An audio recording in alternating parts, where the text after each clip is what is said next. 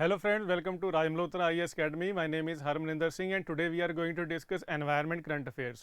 तो जैसे कि आपको पता है कि जो लास्ट वीक में कुछ इंपॉर्टेंट टॉपिक्स हैं वो आज हम वन बाय वन डिस्कस करेंगे. तो चलिए स्टार्ट करते हैं फर्स्ट टॉपिक से. So the topic is Lonar lake and Sur Sarovar lake added to Ramsar site. तो इन दोनों प्लेसेस को रिकॉग्निशन मिली है, दोनों लेक्स को इनको रामसर साइट जो है डिक्लेयर किया गया है रिसेंटली. तो देखते हैं इसको.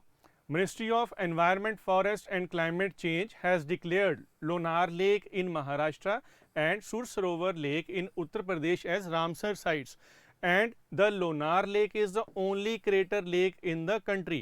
तो क्रेटर लेक का क्या मीनिंग है कि यहाँ पर एस्टेरॉयड कोलिजन माना जाता है कि प्लीस्टोसीन जो इपॉक था, टाइम पीरियड था, उसमें हुआ था, जिसकी वजह से ना यहाँ पर एक क्रेटर जो है वो क्रिएट हो गया और उसमें जो वाटर जब फिलअप हो गया तो उससे ये लेक बन गई. ओके तो उसके बाद सुर Sarovar lake is also called the Keetham lake. तो इसका जो अदर नेम है that is Keetham lake. Okay तो नेक्स्ट इसमें क्या है, created by asteroid collision during the Pleistocene epoch. तो ये जो प्लीस्टोसीन इपॉक है it lies between the Pliocene and Holocene epoch. Okay so Pliocene जो कि टर्शरी पीरियड का जो पार्ट था और होलोसीन इपॉक जो कि क्वार्टरनरी पीरियड का पार्ट था. तो उन दोनों के बीच में प्लीस्टोसीन इपॉक था. ठीक है. So it is situated in the Deccan traps of the Deccan plateau and there is very high biodiversity. तो यहाँ पर 160 बर्ड्स की स्पीसीज हैं, 12 mammal species, 46 reptile species are there and 2 small streams Penganga and Purna, they drain into the Lonar Lake. So due to these two drains, तो water comes to this particular Lonar Lake. Okay, so ये है इसकी location. सो महाराष्ट्र में औरंगाबाद और अकोला के पास नीचे यहाँ पे साउथ में, तो यहाँ पर ये जो लेक है ये सिचुएटेड है. ठीक है. नेक्स्ट अगर हम देखें तो जो unique findings about the Lonar lake क्या है. सो 2019 में जो आईआईटी बॉम्बे के जो रिसर्चर्स थे उन्होंने देखा कि यहाँ पर जो माइक्रोबियल प्रेजेंस बहुत ज़्यादा है, बैक्टीरिया जो हैं वो पाए जाते हैं. इसके अलावा यहाँ पर जो मिनरल्स हैं they are very much similar to those which are found on the surface of moon. तो मून से काफ़ी ज़्यादा ये सिमिलर हैं, तो जिससे कि ये भी क्लियर होता है कि यहाँ पर ज़रूर एस्टेरॉयड कोलिजन जो था वो हुआ था. ठीक है. तो 2007 में यहाँ पर नाइट्रोजन फिक्सेशन डिस्कवर हुई थी. इट मीन्स यहाँ पर जो माइक्रोबियल प्रेजेंस है वो काफ़ी ज़्यादा है. तो माइक्रोब्स के बारे में हम बात करते हैं. तो सबसे पहले जो लोनार लेक का जो कलर है that is green and that is due to the presence of cyanobacteria. And we all know that cyanobacteria are the prokaryotes and these are the only photosynthetic prokaryotes. तो साइनोबैक्टीरिया को हम blue green algae भी कहते हैं. ठीक है. तो अब यहाँ पर ग्रीन कलर जो था वो due to presence of cyanobacteria था. तो उसके बाद 2020 में देखा गया कि जो कलरेशन थी दैट चेंजेस टू पिंक. तो वो पिंक कलर जो था, जो पिंक कलरेशन थी वो कैसे था, क्योंकि वहाँ पर एब्सेंस ऑफ रेन थी, वहाँ पर इवेपोरेशन बहुत ज़्यादा हो रही थी, उसकी वजह से जो सॉल्ट कंटेंट था वो इंक्रीज हो गया. तो salt loving bacteria called hello archaea और हेलोफिलिक आर्किया, तो उनका जो नंबर था वो इंक्रीज हो गया. So the water will become transparent after the biomass of the microbes settled at the bottom. So after some time when the biomass of the microbes settled on the bottom of the lake, then the water will turn transparent. तो ये उसमें change हो जाएगा. ठीक है. So ये यहाँ पे रीज़न क्या हो गया, absence of rain and high temperature, and due to that evaporation of water and increase in the salinity and pH of the lake. तो जिसकी वजह से हेलोफिलिक माइक्रोब्स का जो नंबर था वो इंक्रीज हो गया. After that Keetham lake. तो कीथम लेक में क्या है, जिसको हम सुर सरोवर लेक भी कहते हैं, तो वहाँ पर भी जो बायोडाइवर्सिटी है वो काफ़ी ज़्यादा है. 106 स्पीसीज ऑफ माइग्रेटरी बर्ड्स. तो ये माइग्रेटरी बर्ड्स के लिए एक तरह से स्टॉप ओवर का भी काम कर रहा है. And Agra canal aids water to the lake and this canal originates from the Okhla barrage on river Yamuna in Delhi. तो वहाँ से जी ये जो वाटर है ये उस कैनाल में से आता है, तो यहाँ पर इस लेक में एडअप हो जाता है. चलिए, तो रामसर साइट्स की अगर हम बात करें तो 1971 में ये कन्वेंशन हुई थी in the Ramsar city of Iran. तो नाम सुनने में थोड़ा सा इंडियन लगता है लेकिन ये ईरान में प्लेस है.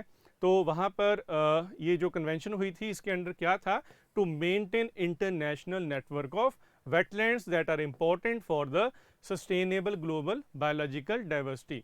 तो बायोलॉजिकल डाइवर्सिटी को मेंटेन करने के लिए जो वेटलैंड्स हैं उनकी काफ़ी इंपॉर्टेंस है और उनको मेंटेन करना यही इसका मेन ऑब्जेक्टिव था। ठीक है, तो 1971 आपने ईयर याद रखना है, तो रामसर ईरान। ओके, तो वहाँ पर ये जो कन्वेंशन थी ये हुई थी।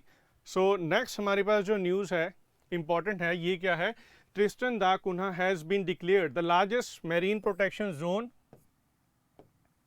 Of Atlantic ocean.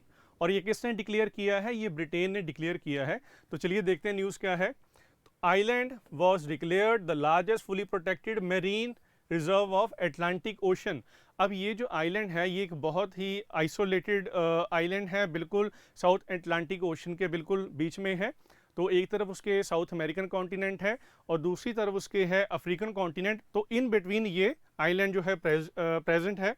So under this program there will be prohibition of so many activities like sand extraction, bottom trawling, fishing and deep sea mining in more than 90% of this territory। ठीक है, तो ये जो activities हैं यहाँ पर government जो है वो बैन कर रही है ताकि सारे के सारे एरिए को बिल्कुल मैनेज किया जा सके, यहाँ पर इकोलॉजी को प्रिजर्व किया जा सके। So after that this is a location, तो you can see here Tristan da Cunha most isolated island on the earth. तो आफ्टर दैट अगर हम यूके की बात करें तो UK is trying to bring 30% of the world ocean under the protected zone by 2030। तो वो अपनी टेरिटरीज में जितने भी वेटलैंड्स हैं या मैरीन टेरिटरी हैं उसको वो प्रोटेक्ट कर रहे हैं। तो अगर हम इस आइलैंड की बात करें, so less than 300 inhabitants on this chain of islands which is located 6000 mile to the south of the Britain in the south Atlantic ocean. So यहाँ पर भी बायोडाइवर्सिटी जो है बहुत ज़्यादा है। It is home to millions of sea birds and other unique species. So some critically endangered and endangered species are also present there. Okay, so next हमारे पास है इस न्यूज़ से related blue belt programme. So this programme was started by Britain to preserve its marine ecology. ठीक है, तो जो Britain की जो ओवरसीज टेरिटरीज हैं उनको प्रोटेक्ट करने के लिए ये प्रोग्राम जो था वो स्टार्ट किया गया है। सो यहाँ पर हम ब्रिटिश ओवरसीज टेरिटरी की बात करेंगे। तो इसका जो मेन ऑब्जेक्टिव है that is to achieve sustainable management of marine environment in these territories. तो इट वॉज लॉन्च इन 2017 में इसको लॉन्च किया गया। Includes a British Antarctic territory and British overseas territory. तो यहाँ पर इंडियन ओशन टेरिटरीज को भी मेंशन किया गया है। तो what are these British overseas territories? These are the territories which are historically और constitutionally link to the Britain. तो वहाँ पर एक इंटरनली सेल्फ गवर्निंग बॉडी होती है, but the defence part and foreign relations are managed by the British empire. और वहाँ का जो हेड ऑफ स्टेट है वो ब्रिटिश मोनार्क को माना जाता है। ठीक है, फॉर एग्जांपल इसमें फाकलैंड आइलैंड है, जिब्राल्टर है या साइप्रस है, ऐसी बहुत सारी जगह है। तो वहाँ पर जो ये इकोलॉजी को मेंटेन करने की बात हो रही है तो वो ब्लू बेल्ट प्रोग्राम के अंडर बात हुई है। दूसरी बात है ब्रिटिश एंटार्क्टिक टेरिटरी। तो जो एंटार्क्टिका है, जो एंटार्क्टिक रीजन है, वहाँ एक पार्ट को क्लेम करता है ब्रिटेन। तो वो जो पार्ट है वो कहाँ से कहाँ तक है, तो 60 डिग्री साउथ के बियॉन्ड अगर हम उसके साउथ में देखें तो वो पार्ट है। अगर हम लैटिट्यूडनल एक्सटेंट देखें तो 20 डिग्री वेस्ट से 80 डिग्री वेस्ट तक ये एक्सटेंड करता है, ये पार्ट है। लेकिन जो एंटार्क्टिक ट्रीटी है उसके अकॉर्डिंग कोई भी जो कंट्री है यहाँ पर साइंटिफिक रिसर्च के अलावा कोई और जो है पर्पस यहाँ पे पर्पज से क्लेम नहीं कर सकता। तो यानी कि जो एंटार्क्टिक ट्रीटी है वो इस क्लेम को सस्पेंड करती है जो कि ब्रिटिश एंटार्क्टिक टेरिटरी के अंडर ब्रिटेन करता है। Okay, so British Indian ocean territories कौन सी हैं? So these lies 500 miles south of Maldives. तो वहाँ पर कुछ 5 लो लाइंग कोरल अटोल्स हैं, यानी कि कुछ कोरल आइलैंड्स हैं, रीफ्स हैं, जिनको क्लेम करता है ब्रिटेन। तो वहाँ पर भी वो जो मैरीन इकोलॉजी है उसको मैनेज करने की बात कह रहा है under the blue belt programme. Clear? Okay, so after that अब एंटार्क्टिक ट्रीटी क्या कहती है? It was signed in 1960. So the main aim was to regulate the human activities in the Antarctic region. Okay, so 54 nations are signatories to this treaty, and under this treaty Antarctic region is declared as a scientific preserve and it cannot be used for the military activities. हाँ जी clear. तो ये Antarctic treaty के under बात हुई थी। Okay, so after that जो हमारा नेक्स्ट टॉपिक है दैट इज एमर फैल्कन्स। तो ये एक बर्ड का नाम है। So Manipur orders issue to protect Amur falcons. तो क्यों ये ऑर्डर इशू हुआ है वो देखते हैं। सो सबसे पहले Amur falcons are the long distance migratory birds arriving in Manipur and Nagaland for roosting, that is to take rest, and these birds are using Manipur and Nagaland as stopover because after that they move towards South Africa.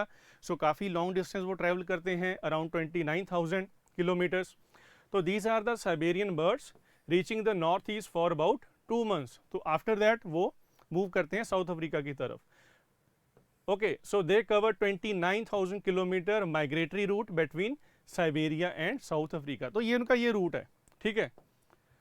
Okay, so इन अक्टूबर 2019 तो यहाँ पर ना satellite tagging जो project था वो चलाया गया।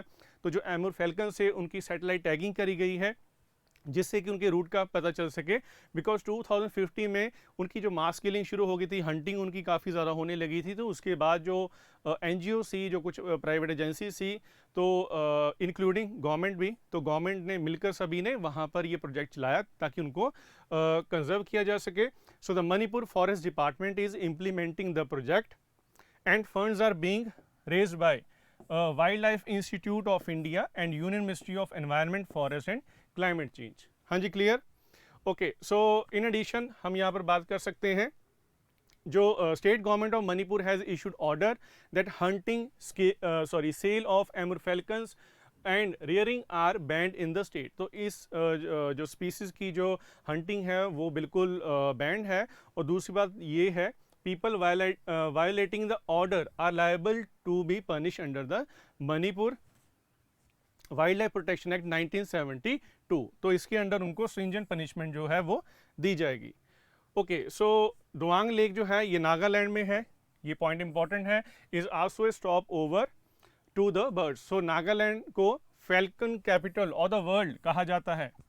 सो international union for conservation of nature, तो इसके अंडर इस पर्टिकुलर स्पीसीज को लीज कंसर्न में रखा गया है, लेकिन they are protected under the Indian wildlife protection act 1972।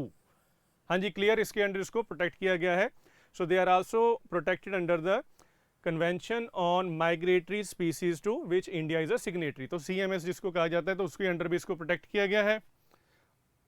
Okay, तो अगर हम लास्ट में बात करें, सो कुछ पॉइंट्स इस पर्टिकुलर स्पीसीज के बारे में। They spend around 3 to 4 weeks in India. So they feed on the termites. They depend on termites for food, and the stoppage is highly important for the days as they then fly non-stop for many days after that particular time. And Amur falcons get their name from the Amur River. We all know that Amur River is situated in Russia and it makes border between Russia and China. तो वहाँ पर ये जो river है जिसके नाम से इस बर्ड्स को नाम दिया गया है Amur falcons. Okay, so friends, this is all for now. So in next video we will discuss some other topics. So till then, thank you.